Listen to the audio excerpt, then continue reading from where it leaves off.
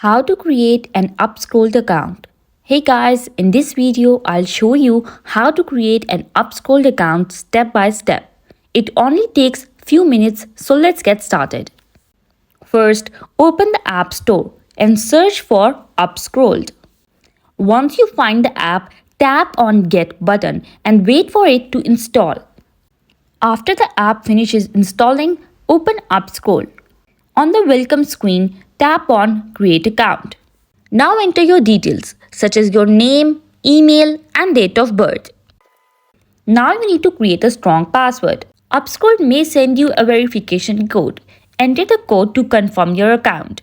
Next, set up your profile and write your handle. What would you like to be called?